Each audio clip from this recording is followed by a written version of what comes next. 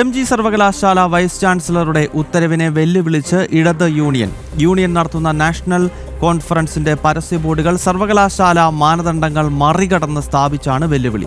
സർവകലാശാലയുടെ ഫണ്ട് ഉപയോഗിച്ച് നടത്തുന്ന പരിപാടികളിൽ രാഷ്ട്രീയം പാടില്ലെന്ന ഉത്തരവാണ് ഇടത് യൂണിയൻ കാറ്റിൽ പറത്തിയത്. സംഭവത്തിൽ സെനറ്റ് അംഗം അരുൺ മോഹൻ ഗവർണർക്ക് പരാതി നൽകി. ABVPയും VCക്ക് രേഖാമൂലം പരാതി നൽകിയിട്ടുണ്ട്. 3 ലക്ഷം രൂപയാണ് ഇതിനായി VCയെ തെറ്റിദ്ധരിപ്പിച്ച് പാസാക്കിയത്. ഞാൻ മനസ്സിലാക്കിയിടത്തോളം ഈ പരിപാടി യൂണിവേഴ്സിറ്റി യൂണിയൻ കൗൺസിൽ നടത്തുന്നത് വൈസ് ചാൻസലറെ തെറ്റിദ്ധരിപ്പിച്ചാണ്.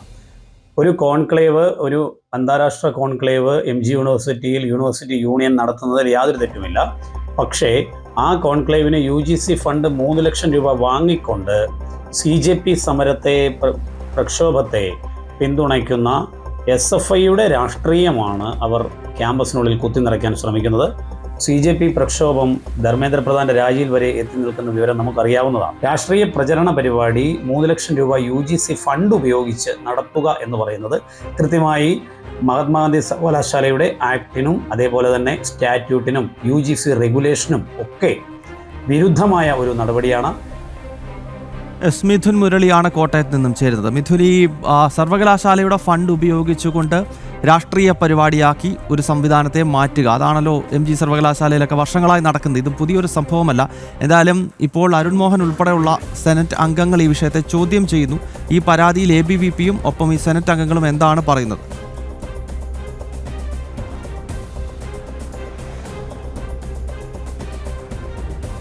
ഗൗതം, ഓഗസ്റ്റ് 25-ന് സർവകലാശാല ഒരു ഉത്തരവ് ഇറക്കിയിട്ടുണ്ട്. ആ ഉത്തരവ് ഇങ്ങനെയാണ്: രാഷ്ട്രീയ പ്രചരണത്തിന് വേണ്ടി സർവകലാശാല ഫണ്ട് ഉപയോഗിച്ചുകൊണ്ടുള്ള പരിപാടികൾ ഒന്നും തന്നെ നടത്താൻ പാടില്ല എന്നുള്ളതായിരുന്നു ആ ഉത്തരവ് പുറത്തിറങ്ങിയ അതേ ദിവസം തന്നെയാണ് MG സർവകലാശാല യൂണിയൻ നടത്തുന്ന നാഷണൽ കോൺഫറൻസിൻ്റെ പ്രചരണാർത്ഥമുള്ള ബോർഡുകളിൽ രാഷ്ട്രീയ പ്രചരണ അർത്ഥമുള്ള ചിത്രങ്ങൾ പതിച്ചുകൊണ്ട് ക്യാമ്പസിനുള്ളിൽ ഈ ബോർഡുകൾ ഇടത് യൂണിയൻ സ്ഥാപിച്ചത്. അത് CJPയുടെ പ്രക്ഷോഭവുമായി ബന്ധപ്പെട്ടുള്ള ആ സമരങ്ങൾക്ക് ഐക്യദാർഢ്യം പ്രഖ്യാപിച്ചുകൊണ്ടുള്ള SFIയുടെ പ്രചരണമായി മാറുകയായിരുന്നു ഈ ബോർഡുകൾ എന്നുള്ളതാണ്. ഓഗസ്റ്റ് 3 മുതലാണ് യൂണിയൻ നടത്തുന്ന നാഷണൽ കോൺഫറൻസ് നടക്കുന്നത്. അതിനോടനുബന്ധിച്ച് പുറത്തിറക്കിയ ഈ ബോർഡുകളും ഈ സമൂഹ മാധ്യമങ്ങളിൽ യൂണിയൻ ഭാരവാഹികൾ പങ്കുവച്ച ചിത്രങ്ങളിലുമെല്ലാം ഈ രാഷ്ട്രീയ പ്രചരണ ചിത്രങ്ങൾ പതിച്ചിരുന്നു. അതുമായി ബന്ധപ്പെട്ട് ഓഗസ്റ്റ് 22-ന് MG യൂണിവേഴ്സിറ്റി വൈസ് ചാൻസലർ ഇത്തരത്തിൽ ഈ രാഷ്ട്രീയ പ്രചരണത്തിന് വേണ്ടി MG യൂണിവേഴ്സിറ്റി ഫണ്ട് ഉപയോഗിച്ചുകൊണ്ടുള്ള പരിപാടികൾ നടത്തരുത് എന്നുള്ള നിർദ്ദേശം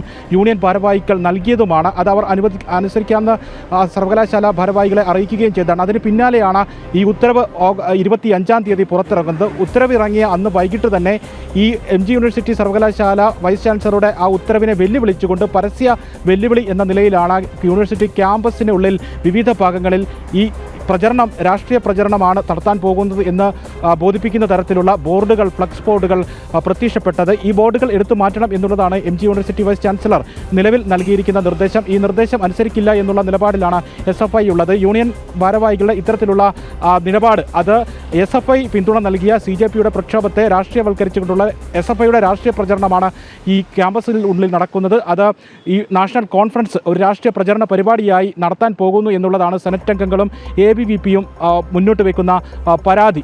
ഓഗസ്റ്റ് 3 മുതൽ നടക്കുന്ന ഈ നാഷണൽ കോൺഫറൻസിലേക്ക് 3 ലക്ഷം രൂപ MG യൂണിവേഴ്സിറ്റി ഫണ്ട് അനുവദിക്കുന്നു. MG യൂണിവേഴ്സിറ്റി ഫണ്ട് അനുവദിച്ച് നടത്തുന്ന ഈ പരിപാടി SFIയുടെ രാഷ്ട്രീയ പ്രചരണമാക്കി മാറ്റാനാണ് ശ്രമിക്കുന്നത് എന്നുള്ളതാണ് സെനറ്റ് അംഗങ്ങളും ABVPയും നൽകിയിരിക്കുന്ന പരാതിയിൽ ചൂണ്ടിക്കാണിക്കുന്ന പ്രധാനപ്പെട്ട വസ്തുതകൾ. എന്തായാലും MG യൂണിവേഴ്സിറ്റിയുടെ മാനദണ്ഡങ്ങൾ രാഷ്ട്രീയ പരിപാടികൾക്ക് MG യൂണിവേഴ്സിറ്റിയുടെ ഫണ്ട് ഉപയോഗിച്ച് നടത്താൻ പാടില്ല.